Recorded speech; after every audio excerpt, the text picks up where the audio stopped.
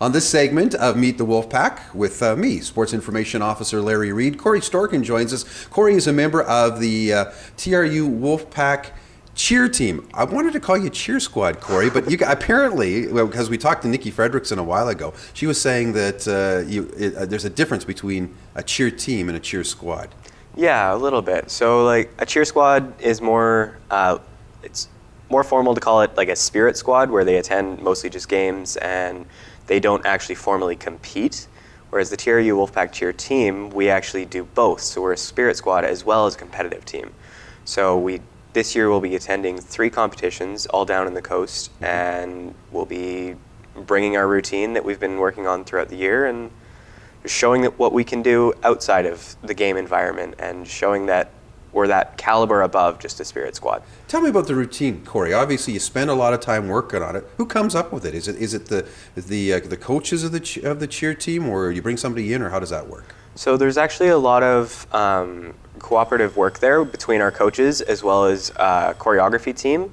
The choreography team this year is Nikki and Pete, and they're cheerleading coaches for the Okanagan Firestorm in Kelowna. Mm-hmm. So they'll be coming down here on November 15th and actually working with us to learn our routine and just hammer out what we want stunt-wise to wow the crowd, as well as to push ourselves to new levels. For those people that aren't familiar with the cheer team, you're at the games, but you do a whole lot more, do you not? Yeah, so at the games we do a lot of our prep levels, so your basic shoulder level heights. Occasionally we'll press up to do an extension, which is fully extended, or a one-legged stunt called Liberty. And a lot of what we do in practice, due to the safety mats and whatnot, we have our athletes throwing their tumbling skills, doing their flips. We've got our jumps in there. We have our own little dance sequence. There's pyramids, and occasionally we'll have girls literally being thrown and flipping in the air. And there's a lot more that we can do in the safety of the gym versus at a game. Mm-hmm. Your background, like what got you involved in cheering? Like, did you have a dance background? Did you gymnastics, or how did this whole thing come about? Actually, I don't have any background that would have denoted me to go into cheer. I have track, soccer, and basketball as my background. Going forward into cheer, I just really wanted to be a part of a university team, mm-hmm. and every other tryout had been finished by the time I decided that I wanted to be on a team. So I'm like, I'll give cheer a shot. I honestly didn't think I would like it, and here I am 3 years later, completely passionate about it and encouraging other people to try it. Does it seem like 3 years for you? Honestly, no. It feels kind of like I've only been a part of it for a short time, due to the fact that it's like a family, and you're just there, and everyone has that love for each other. You're growing as a team, you're growing as an individual by being a part of that team, and the fitness level of it is just intense. And as anyone who can do a sport can tell you, that time passes by really quickly, but it doesn't feel like it. Right. The athletes have practiced at 6 a.m. The cheer team is no different. What's it like 6 a.m. trying to go through to practice your routine, and I would imagine also you're doing some fitness things as well, because you got to be in good shape. Yeah. So the 6 a.m. practices are definitely a pusher. It's first of all a little bit difficult to wake up at that time sometimes, and even more difficult to go to practice and be peppy and cheery and throwing people in the air. But it's that discipline of getting yourself up and going to those practices that helps you build as a team. And Tuesday or Thursday practices are our conditioning heavy days. Mm-hmm. So we'll do about a half an hour of conditioning, and then we'll transition into a little bit of routine work, and then it's just basically a half an hour of stunting straight, where we're pushing ourselves through the exhaustion of having conditioned, mm-hmm. to prepare ourselves for what it's going to be like at competition. Because at competition, you get about 5 minutes to warm up, and then you're thrown in front of a crowd. And to perform that 2.5 minute routine at as full energy as you can, with facial expressions that engage the crowd, with chants, jumps, and tumbling all at once, there's a lot to it, and it takes a lot out of you. So training fatigued is only going to help us be that much stronger for competition. Is it a case like I know with a number of sports like volleyball where you practice a skill so it becomes instinctive? Same sort of thing with cheer? Absolutely. I can't even count the number of times I've done simple elevators or prep level stunts anymore. It's just, it feels effortless to do them now, and I'm like, whoa, suddenly there's someone in my hands like 6 feet off the ground, and it's just that constant repetition to make it unconsciously stable and awesome looking.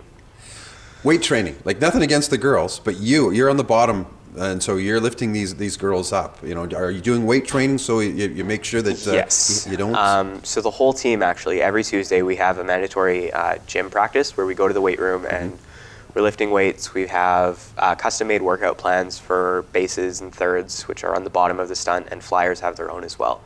So we're all conditioning by lifting each other as well as lifting weights, so that we're pushing beyond what our flyers' weight is, so it's easier to lift them. Talk to me about the community aspect, because that, of all the teams, the cheer team is out there in the community more than any other. Yeah, so with the cheer team, a lot of it, we're very crowd focused, so people love to see us at events.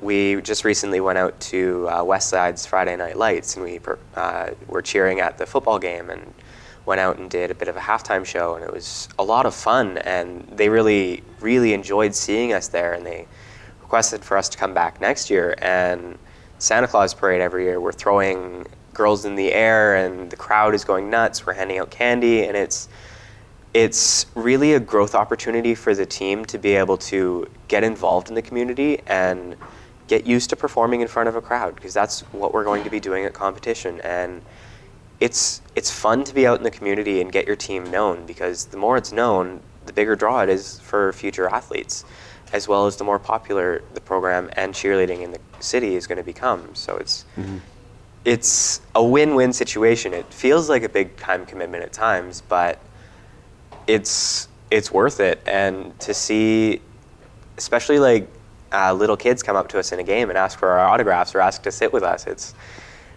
there's no better feeling. We talked about cheer squad, or the cheer team.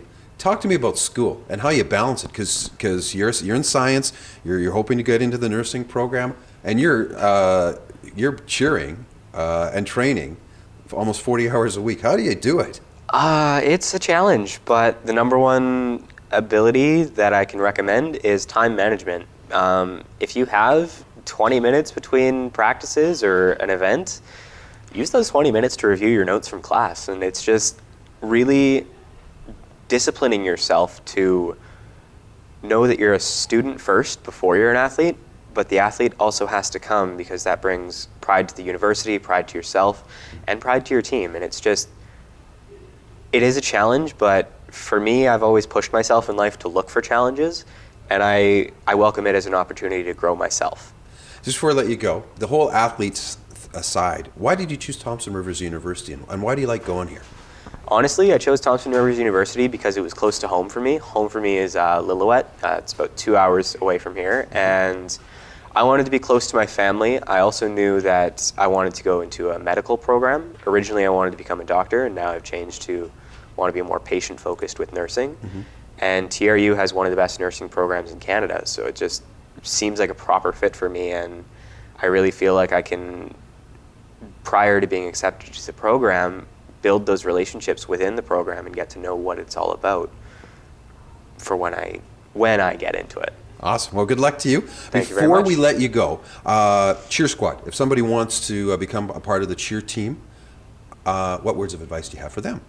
For anyone wanting to come to the cheer team, I'm encouraging them to be ready to be pushed in all ways possible, because the time commitment is really big, but also be ready to have the support emotionally and physically from the team that you've never experienced in your life.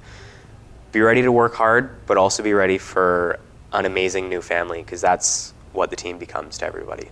All right, Corey Storkin joins us this time on Meet the Wolfpack. He's a member of the Wolfpack cheer team.